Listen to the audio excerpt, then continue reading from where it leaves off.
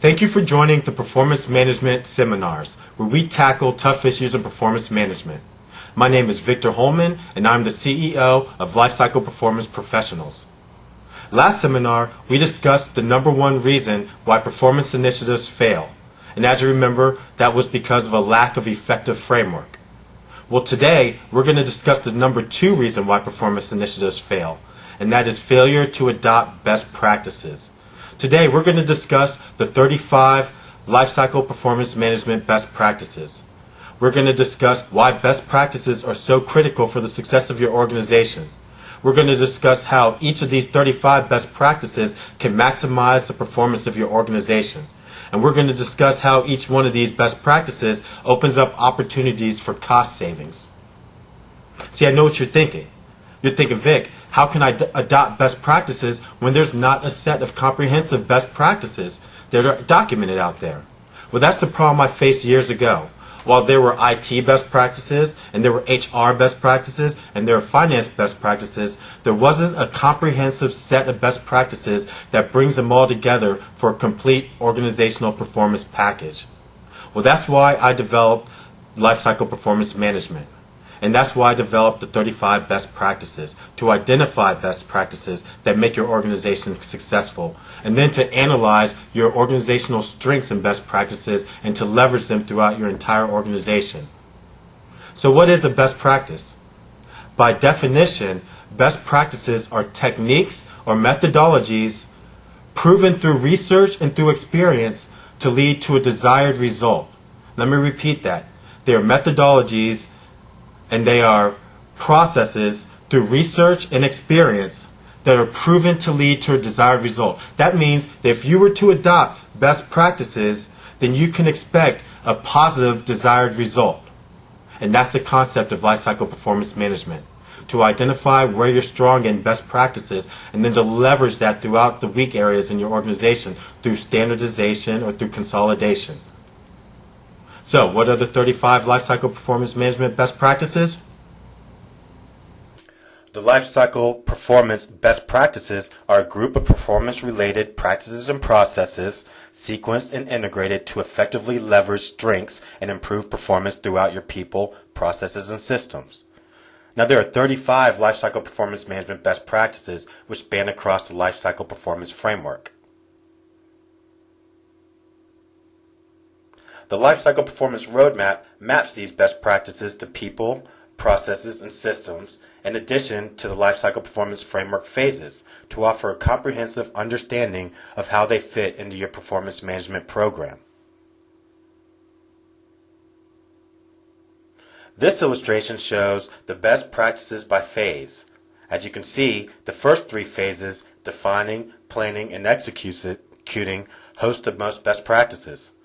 Lifecycle Performance Management is careful to ensure that all the critical processes necessary to define, plan, and execute the performance solution are accounted for and addressed based on your organization's specific performance goals and requirements.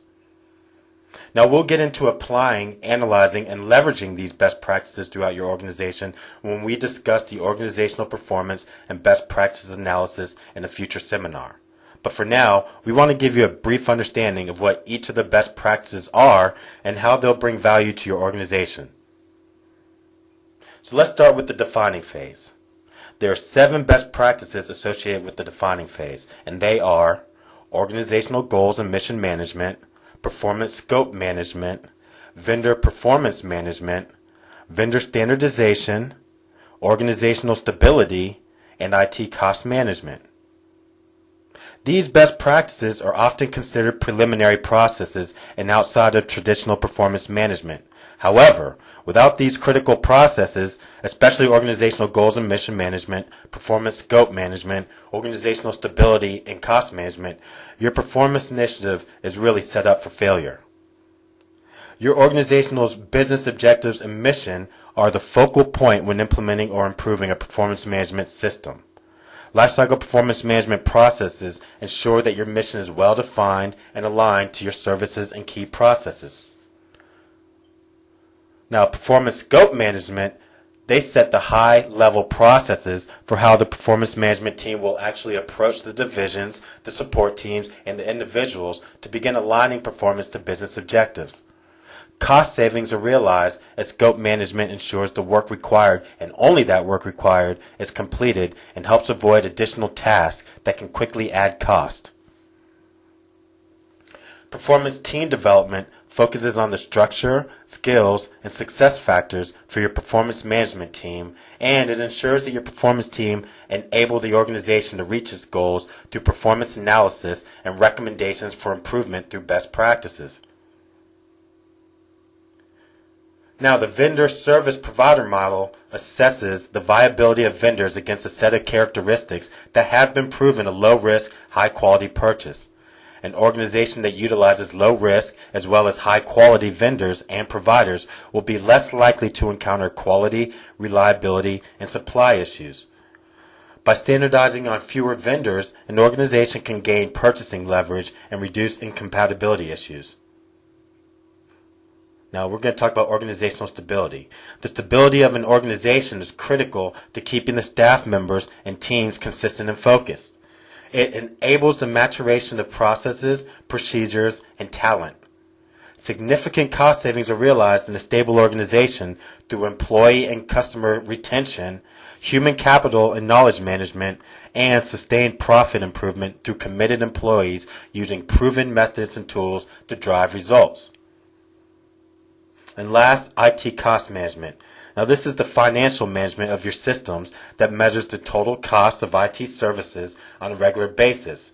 It also compares the cost to industry benchmarks, and it makes decisions based on changes that include financial, not just technical objectives.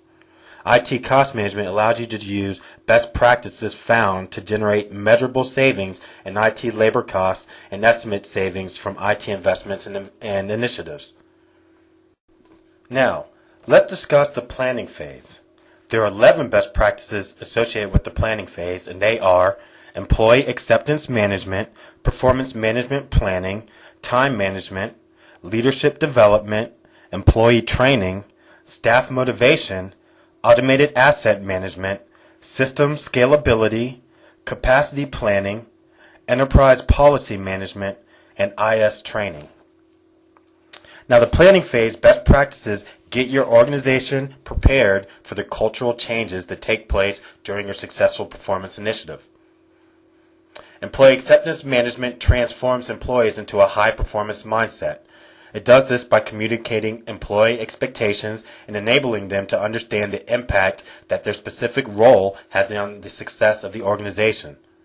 Cost savings are seen through increased performance of employees, stronger understanding of employees' contributions to organizational objectives, and employee retention due to buy-in.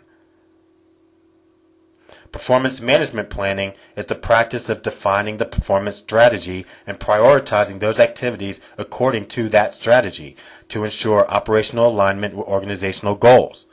Implementing financial measures that drive financial goals can yield considerable cost savings. Planning and time management is essential to the critical path of every project.